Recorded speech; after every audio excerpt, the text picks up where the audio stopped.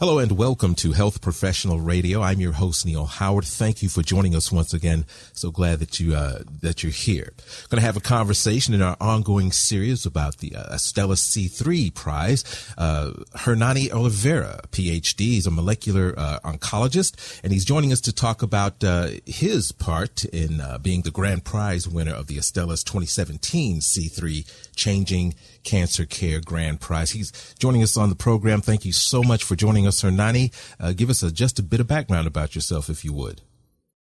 Thank you, Neil. So I have a degree in biology, another degree in communication sciences, and I started to realize the importance to develop new health communication projects.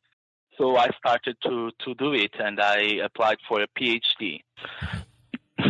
So as far as you winning the Astellas C3 Prize, what's your personal connection to cancer? Why are you interested in changing the face of cancer care?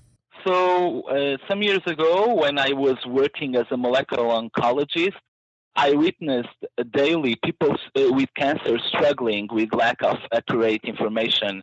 And this feeling was so uncomfortable that I decided to take a second degree in communication sciences and then a PhD in this area. But in the second year of this PhD, I was diagnosed with lymphoma, and this could have been the end of my project.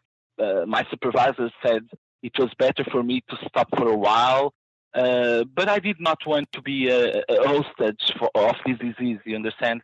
So I took all the time between treatments to search for opportunities to boost my ideas.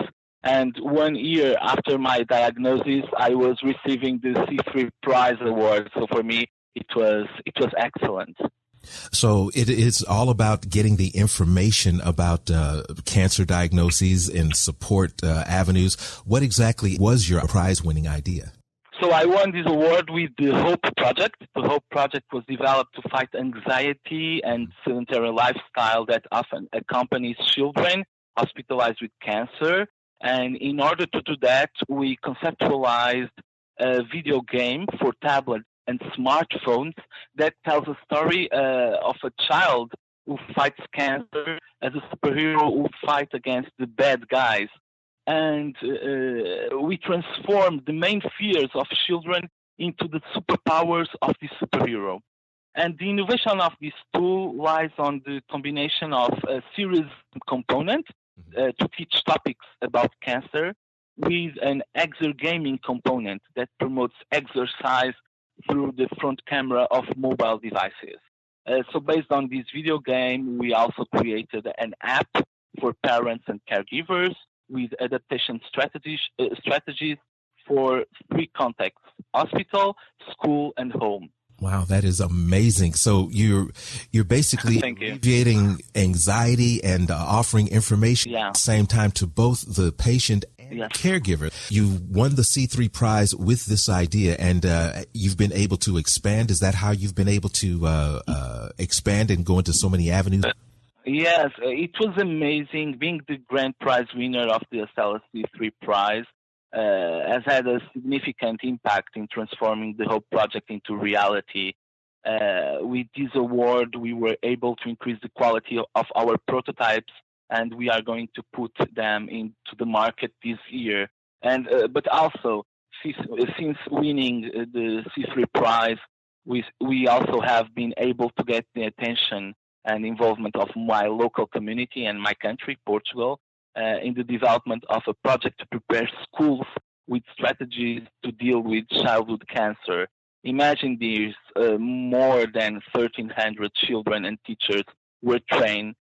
We have won an European competition for health literacy, and we are going to implement a new digital education project in the field of cancer in Portugal to prepare schools to better receive cancer survivors. So basically, you're going to put cancer information and coping skills along with the app and some of the other support skills right into curriculum? Yes. We are trying to develop new digital tools to increase knowledge about cancer and to based on the curriculum that they have based on the cell. That is something that they are learning now, and they want to know more about self and what is the best explanation that explaining what cancer is and what can we do about it.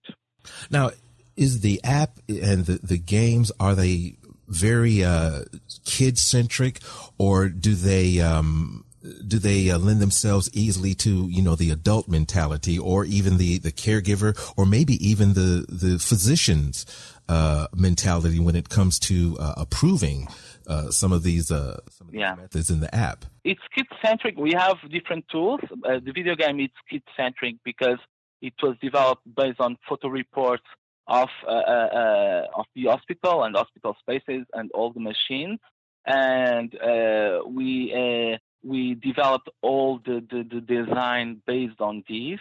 But the story is like a superhero story, and based on the same scenarios, based on the same design, we created an app for parents with the same scenarios, because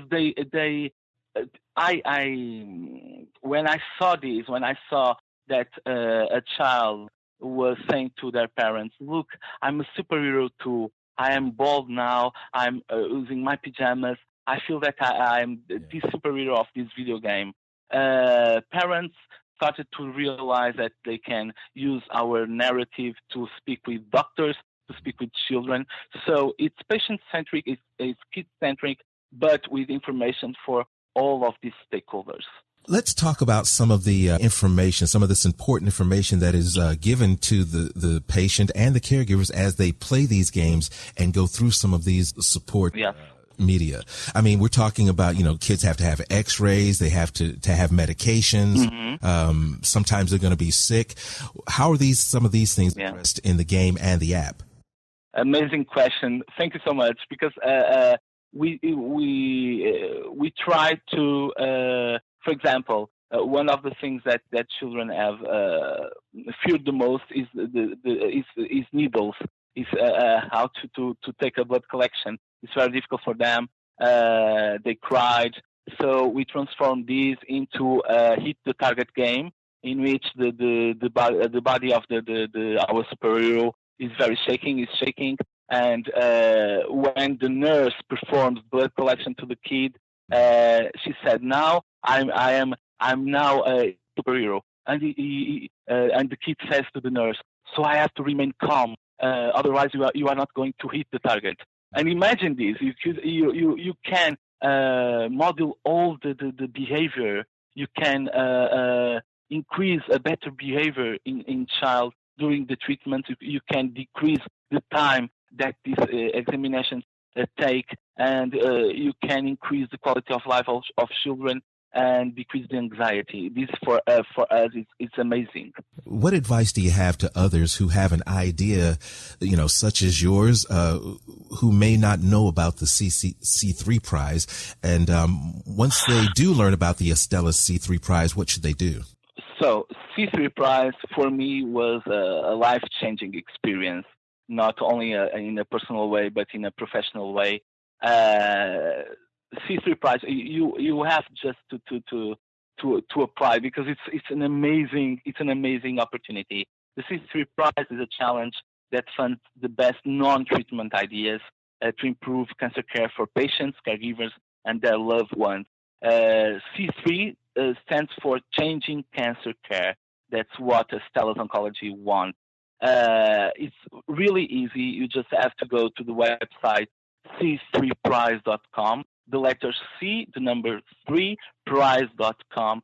And if you have an idea to help change cancer care, I highly recommend participation in this competition.